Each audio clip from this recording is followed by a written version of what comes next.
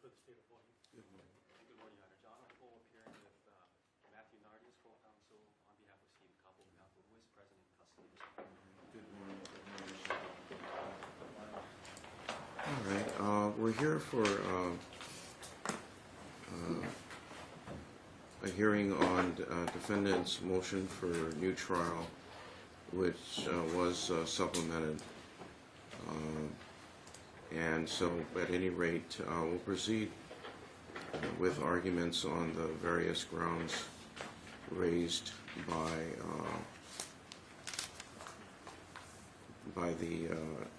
the defendant. And I do recognize that the parties had inquired by way of emails whether the court would have the jurors present today for questioning by the parties. But in the court's view, there are some questions with respect to threshold determinations that the court must hear first. And so that's in part what we're going to do today, although I want to have there are various grounds made in support of the motion, and so all of those grounds should be argued today. And who will be arguing on behalf of the defendant? I will, Your Honor. All right, then you may. Would you like the podium? Yeah, I'll All right, you may use it.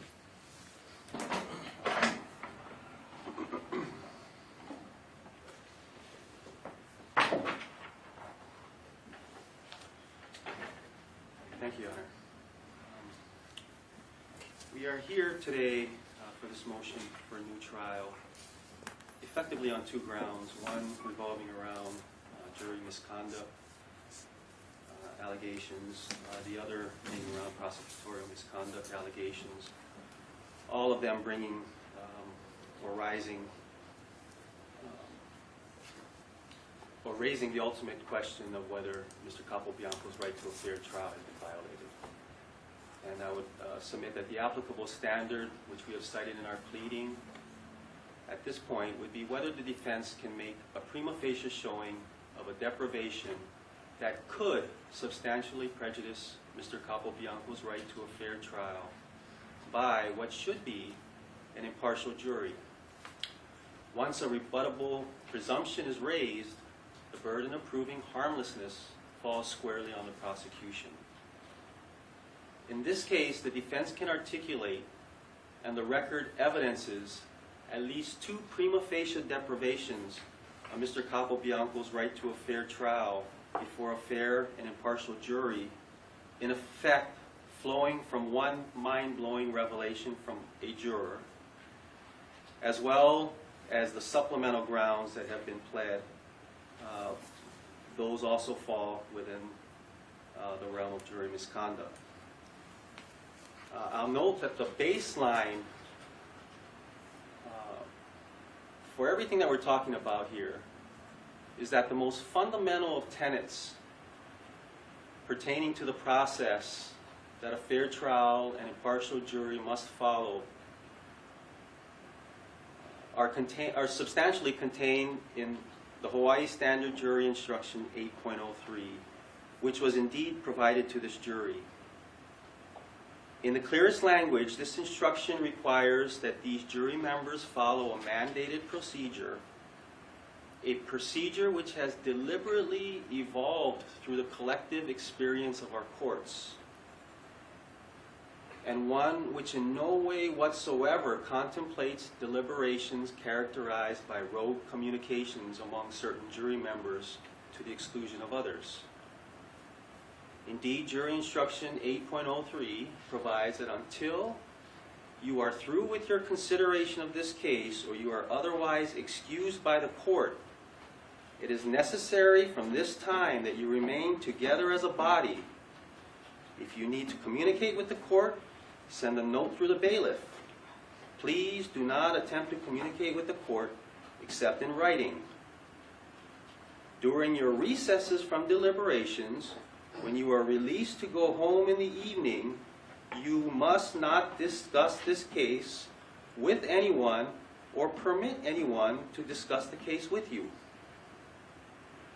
In this case, at a juncture which could very reasonably be the most decisive moments of this case, and therefore the most prejudicial juncture of the case, the jury collectively sent a written communication to the court, one, indicating that the jury was deeply divided and therefore hung, and two, requesting a time to convene in court to dispose of the case accordingly.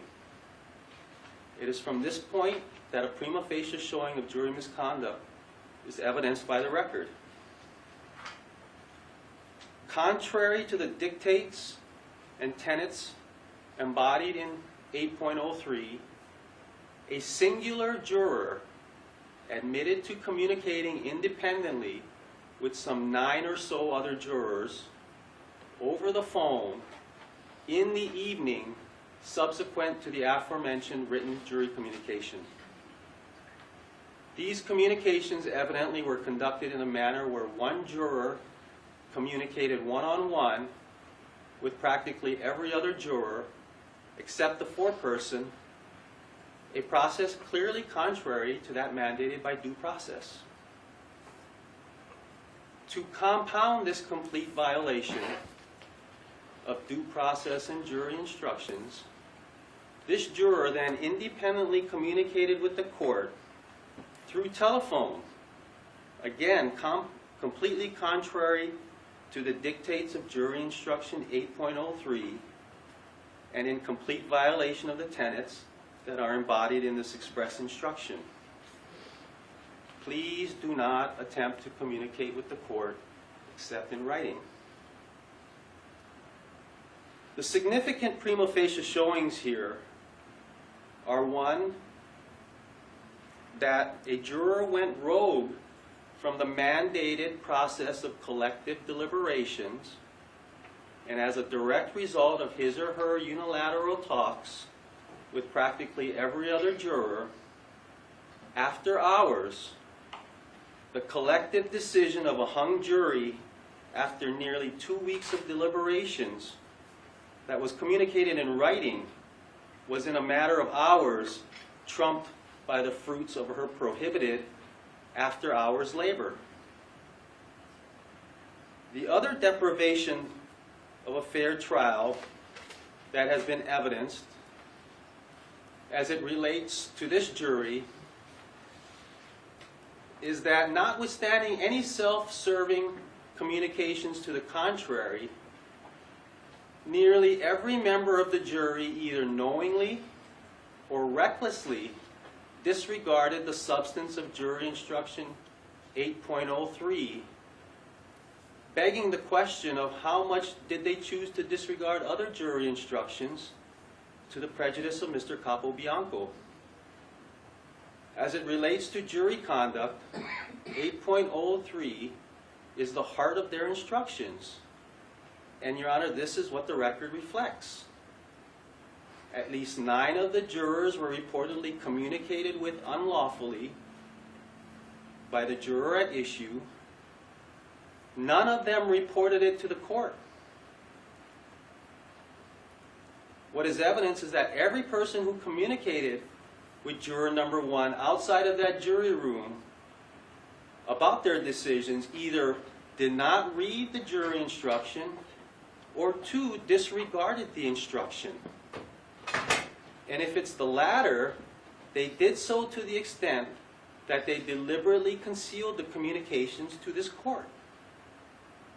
Jurors that either do not read jury instructions or choose to disregard them are not fair and impartial to the level expected by our system.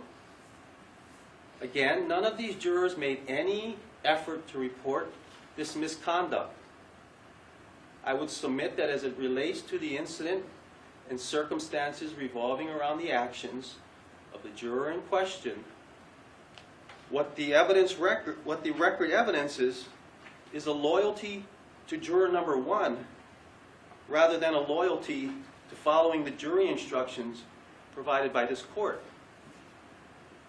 Indeed, this court went overboard in its clarity to instruct the jury that, for example, even if someone went to the bathroom during deliberations, the remaining body cannot continue to deliberate until the bathroom break was over. Why bother saying any of this, or even giving any instruction like 803, if in practice it really doesn't matter? Compounding this initial proposed ground for consideration, the defense submits that the record supports its burden of proving reversible error as a result of the jury separation allowed from the afternoon of December 20th, 2016 until December 27, 2016. To be clear, the defense was never given any opportunity to oppose such a lengthy and potentially prejudicial recess or separation, much less even notified that it was even going to take place. We have cited applicable persuasive law containing seemingly uncontroverted factors to be considered in the analysis of whether a court has abused its discretion in allowing the jury to separate or recess during deliberations. Under seemingly all relevant factors, I would submit that the court here abused its discretion in allowing this jury to recess for approximately 1 week under the circumstances.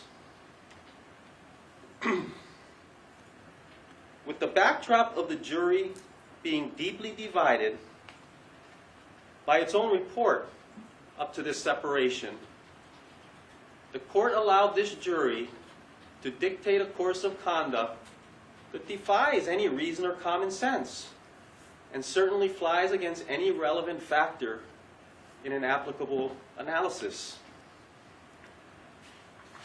In the instant case, the jury was allowed to separate for approximately 1 week.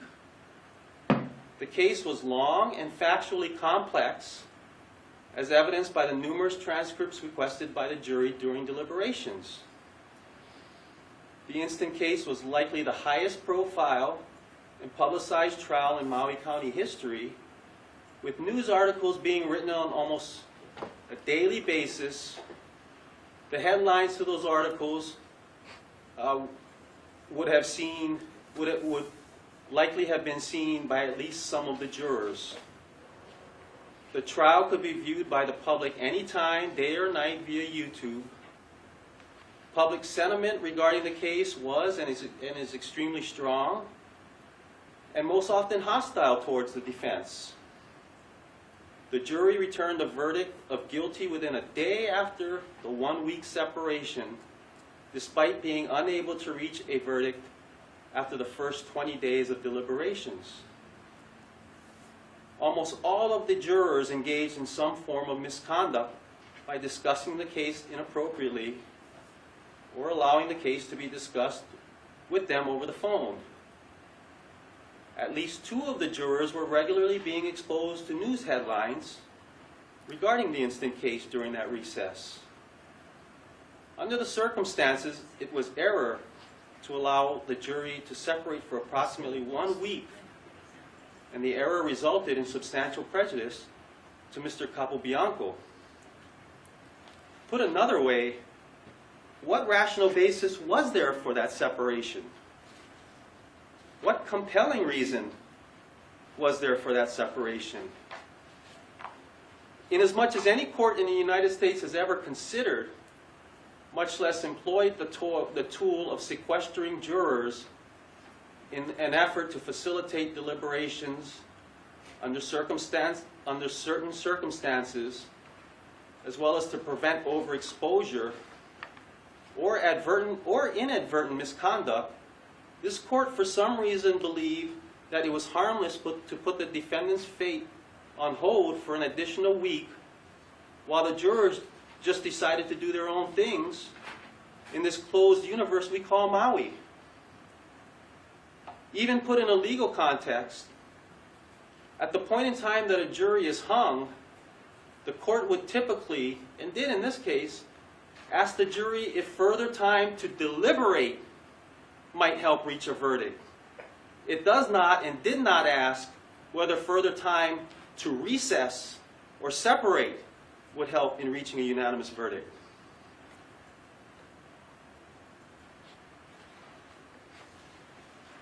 Relative to the grounds proffered in our supplemental memorandum, the evidence of ligature marks was simply not introduced in evidence, nor did the state ever proffer strangulation as a cause or instrument of death. Indeed, to have considered strangulation as the cause of death under the circumstances flies in the face of Mr. Rivera's own closing argument on the issue, which vaguely referenced blunt force trauma and/or stabbing and/or defleshing and/or dismemberment. Even more so when the argument was boldly refined to multiple stabbings at the point of the enhanced sentencing portion of this trial. Indeed, the defense specifically and deliberately did not present expert testimony to address any reliance on or consideration of ligature marks as evidence of strangulation, as strangulation was never a proffered means of death. Had we known that a juror would turn into the jury's own expert witness regarding the strangulation as a cause of death, we for sure would have addressed or confronted said evidence. Mr. Capobianco has a right to a fair trial, one where the verdict is based on the evidence presented during trial, not extrinsic evidence brought by jurors. Mr. Capobianco has a right to confrontation. He has a right to cross-examination, and he has a right to effective assistance of counsel. He was not provided these rights under those circumstances. Finally, as it relates to the grounds of jury misconduct, in terms of information that jurors conducted an experiment regarding the fit of the genes at issue to someone the size of Mr. Capobianco, any such experiment was not conducted in this trial. It is therefore extrinsic. It was not subject to cross-examination, and the defense was never able to controvert any kind of evidence along those lines via further evidence or witnesses. On this issue, the fit of the genes, again, the defense specifically and deliberately left the evidence in place because, in our estimation, the state simply did nothing significant to prove beyond a reasonable doubt the fit of those genes on Mr. Capobianco. For the jury to conduct its own sub-trial on the issue by the way of an extrinsic experiment amounts to jury misconduct under the circumstances. Relative to our final grounds that revolve around prosecutorial misconduct, while the last two grounds have been pled under separate arguments, Sections C and D, both may just as well be characterized ultimately as prosecutorial misconduct grounds, both grounds ultimately resting on conduct or lack thereof by the prosecution in this case. Relative to the defense's position that the failure to allow Phaedra Weiss's complete phone records into evidence substantially prejudiced Mr. Capobianco, the defense was substantially prejudiced by the prosecution's last-second gutting of its previously agreed-upon stipulation. This stipulation allowed for the entire records to be admitted, not for the redaction of their most significant portions. This stipulation was agreed to in principle because the records were ultimately obtained by the state themselves, and the prosecutors know that they were analyzed by Special Agent Easter, albeit mistakenly as being a phone belonging to Stephen Capobianco. The state knows the result of this analysis. Fortuitously, the court brought up an issue regarding the redacted portion, at which point the state began to negotiate for the ultimate redaction. The issue is that the state knows that the court's premise for not allowing the full records was misplaced. The state knows that a phone does not have to be examined as part of the relevant analysis, yet this was the basis for the court's ruling.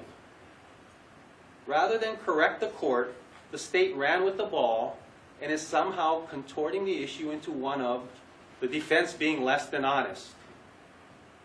The substantive value of this redacted information simply cannot be overlooked when the probative value is that arguably either Phaedra Weiss's testimony was patently false or Agent Easter's methodology is wrong. The proposed record would have shown that Phaedra's phone hit the same towers as Mr. Capobianco's, indicating comparable G capacity.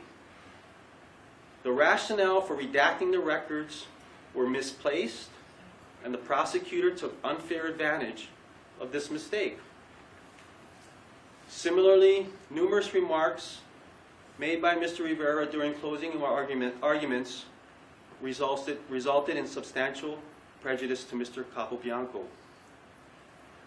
A number of specific comments are articulated in our brief, but Your Honor, consider this. Never in my wildest dreams could I have ever imagined that a professional prosecutor would propose in a closing argument that skeletal jawbones were speaking to his jurors, and even go so far as to ignore all that he's been trying to prove about bone fragments to make the claim that the jawbone was the only bone identified as Charlie's as his response to an objection thereto. This is a prosecutor who, if not himself, works closely with colleagues who have had cases sent back for similar prosecutorial misconduct during closing argument. This is nowhere close to the standard expected by an experienced prosecutor, particularly at closing argument, particularly as his last comments to the jury. Again, this is just one example of many throughout this trial where the state's indiscretions have been overlooked, any one of which would typically have resulted in a mistrial in a quote-unquote normal trial. For some reason, this court seems to think that despite the multiplicity of incidents in this atypical trial, the prosecutor's conduct is that much more condonable. The defense submits that they simply amount to further grounds for the granting of this instant motion. Thank you. Thank you. Thank you. You know, with all due respect, I think what's proven here based on these arguments alone is that the defense counsel will say just about anything. He'll call night day and day night. He'll call white black and black white. And the record speaks for itself. He is the prime example of the pot calling the kettle black. He's a prime example of complete and total hypocrisy when he's been engaging in misconduct throughout this entire trial and claiming that his client has not received a fair trial. And again, the record speaks for itself. His outbursts, his complete disregard for court's instructions, his complete disregard for the sustaining of objections, his complete disregard for blurting out and saying things and making faces and making fun of not just the entire process, the jury, the court, and the prosecutors, but the entire process. He has ridiculed this entire process for the past 7 months. Talk about being astonished and surprised.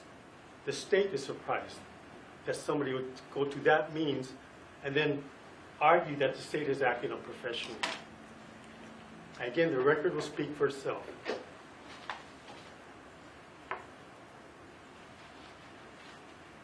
With respect to, I'd like to separate the argument into two phases because the defense did file their first motion for a new trial and then it's supplemented with the second motion or second supplemental motion. So addressing the first motion, the state would submit that there was nothing in that first motion that establishes a prima facie case that the defendant did not receive a fair trial by an impartial jury. Everything they have argued in the first motion and everything that has been argued is based on conjecture, supposition, speculation, and guesswork. There are absolutely no facts that they can point to that they can say this caused prejudice and our client did not receive a fair trial. They've accused a jury that has dedicated 7 months out of their lives of engaging in misconduct when they can't point to a single thing that was actually misconduct. They've accused the court of aiding the jury in causing misconduct. Again, everything they have argued with respect to that week break and with respect to a juror letting other jurors know that they're going to contact the court in the morning amounts to nothing but speculation, conjecture, and guesswork. The state would submit that the court handled it properly by asking them if further deliberations would assist them in reaching a verdict. The court would have submitted that question to them anyway after the communication had there been no call from that particular jury saying that they did not agree with the communication from the foreperson that they were deadlocked. Again, it does not even compare with the case law where jurors were complaining to the court that something had happened during the middle of their deliberations and now they needed some guidance by the court. There's nothing like that in State versus Bailey or the cases that counsel himself cited. Nothing rises to the level of a prima facie case. And that takes us to their supplemental motion. And this can't be ignored because in the cases the state has looked at, in the cases that has been briefed by the parties, in no instance did it include an attorney, a defense lawyer, directly violating a court order to not communicate with the jury and try to poke and try to find something wrong with what they deliberated in.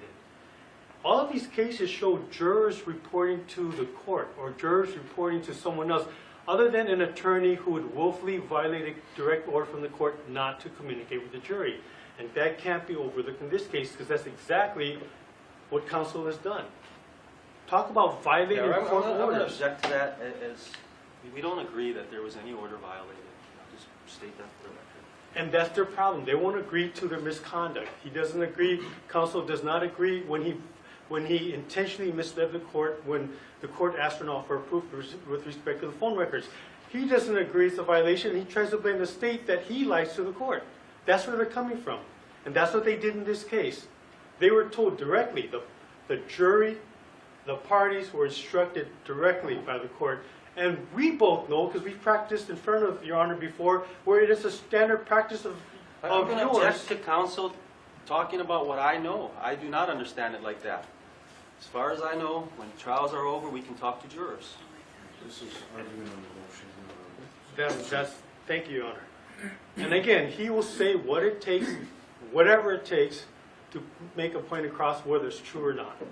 The record will speak for itself. We were very clear that we were not to speak with any of the jurors. That was clear to the jury and clear to both parties. In fact, the state had instructed. Again, I'm going to object to counsel talking about what's clear to me. That's all I want to make sure. Of course, you already noted the objection, It Your Honor. doesn't speak for me. Again, this is argument on the motion. Proceed. Thank you. We were very clear about that. Extremely clear. And Mr. Poe wasn't the one that went and spoke with the jurors. And after speaking with the jurors, they come up with a declaration. Again, the state does not, unless the jurors will say what they're alleging, the state would submit that whatever they're alleging holds no water. Because they will say, and they will do, and they will speak whatever they want to, whatever they feel is necessary to overturn a just and true verdict.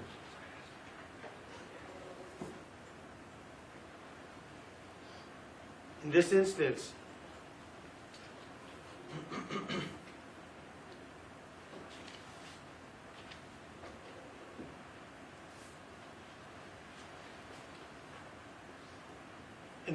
Your Honor, the state will submit, we don't know what deliberations took place. We don't know what was said. We don't know what was spoken. And whatever is being alleged violated the sanctity and the privacy of jury deliberations. There's a reason why the court made that specific order not to speak and communicate with jurors until the court gave us further notice or permission to do so. And again, it is a general practice of this court, having done multiple trials in front of Your Honor, both parties. Object again. I don't think it's the practice of the court to prohibit it. And I think I've done as many trials in front of this court as counsel. So, Judge, unless we Proceed with your argument. unless we know what was actually said going on, we don't know. There's no prima facie case established by the defense. And with that, the state would recommend that Your Honor deny the motion for a new trial. Again, everything that is being alleged and argued by counsel is based on speculation, guesswork, and suspicion, not on facts, not on actual evidence. And they have failed to establish any prima facie case. Thank you. Any So response? just briefly to respond, Your Honor, that's the whole reason why we asked and requested that the juror be brought in for an evidentiary hearing.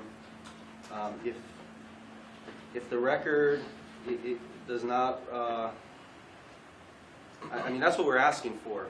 Short of that, we believe that Mr. Nardi's declaration as an officer of the court satisfies the burden of a prima facie showing.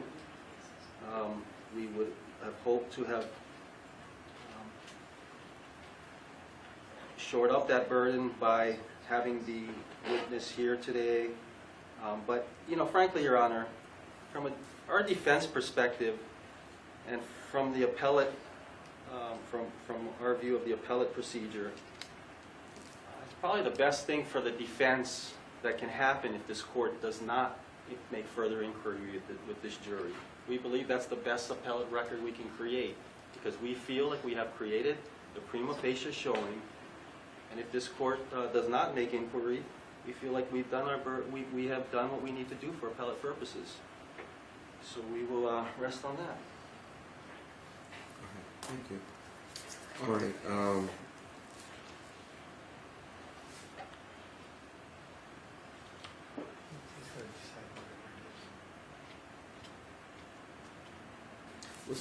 What the court is going to do now is the court is going to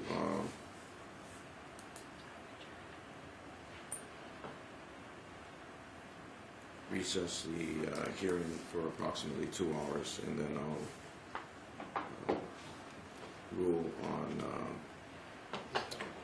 the motion presented to the court with respect to the